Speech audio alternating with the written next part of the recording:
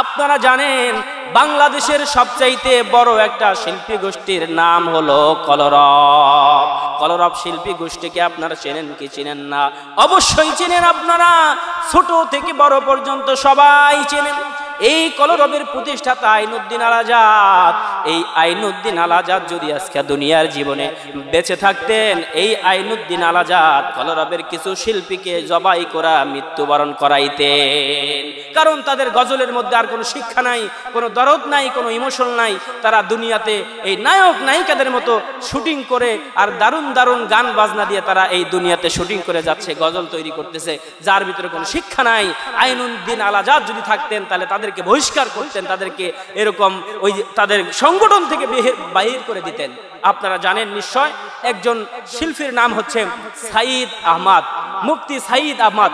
বয়ান করে খুব ভালো, দেখতেও খুব ভালো, সঙ্গীত পরিচালনা করে খুব ভালো, সে কলরবের পরিচালক হিসাবেও ভালো।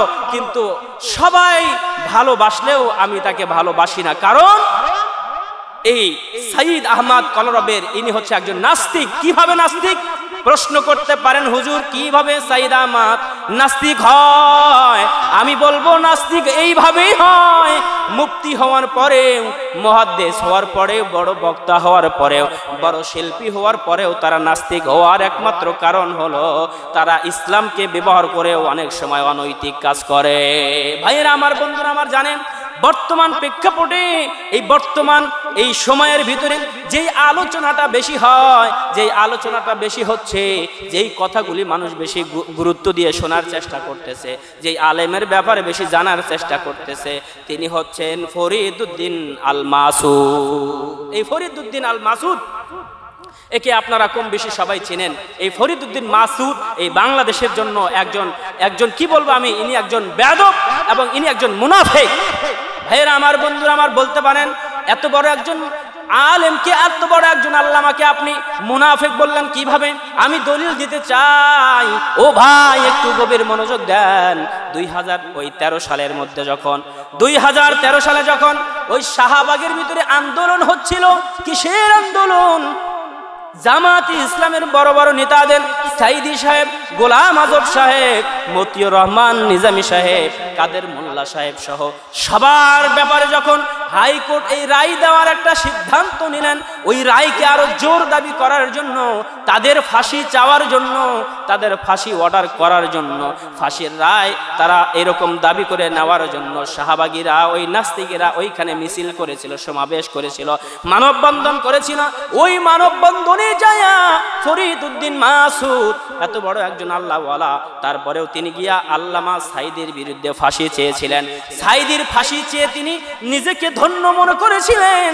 ওই ফরিদউদ্দিন মাসুদ এই মুনাফিকের পিছনে ক্যামেরায় আমরা দেখতে পারলাম এই কলরবের অন্যতম একজন শিল্পী, এই কি বলে মুফতি আবু সাইদ, সেখানে গিয়েও শামিল হয়ে শাহবাগীদের সাথে একাত্মতাবোধ সমন্বয় করে তারা এই দিলওয়ার হোসাইন রহমাতুল্লাহ আলাইহির ফাঁসি চেয়েছিল।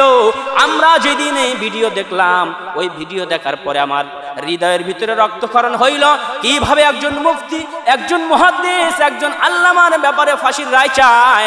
সে তো জানে না, সে তো জানে না এই আল্লামা দেলাওয়ার হোসেন সাইদি শুধু দেশের সম্পদ ছিল না, গোটা পৃথিবীর সম্পদ ছিল। গোটা পৃথিবীর সম্পদ ছিল। এই গোটা পৃথিবীর হৃদয়ের স্পন্দন এই আল্লামা দেলাওয়ার হোসেন সাইদি সাহেবের ফাঁসির জন্য শাহবাগে গিয়া একাত্মতা পোষণ করেছিল এই সাইদ আহমদ কলরব। একে চিনিয়ে রাখা দরকার এবং এই সময়ের ভিতরে তাকে বয়কট করা, এটা সময়ের দাবি। প্রত্যেক মুমিন মুসলমানের কাছে আমার দাবি, এই মুনাফিক ফরিদউদ্দিন মাসুদকে আইনের আয়তায় এনে তাকে শাস্তি প্রদান করতে হবে। ও বন্ধুরা আমার, মুফতি সাইদ আহমদ কলরবকে প্রত্যেকটা দাওয়াত থেকে তাকে বিরত রাখতে হবে। তাকে দাওয়াত দেওয়া যাবে না, তাকে কোনোভাবেই কোরআনের মঞ্চে তার থেকে কোরআনের আয়াত শোনা যাবে না। কিভাবে শুনবেন? সে যদি আলেমের ব্যাপারে এরকম ফাঁসির জন্য মানববন্ধনে গিয়ে অংশগ্রহণ করতে পারে, অন্ততপক্ষে তাকে আলেম বলা যায় না, তাকে মুফতি বলা যায় না, তাকে বড় শিল্পী বলা যায় না। এই জন্যই বলেছিলাম আইনুদ্দিন আল আজাদ যদি আজকে থাকতেন, এই মুফতি সাইদ আহমদকে জবাই করে মৃত্যুবরণ করাইতে।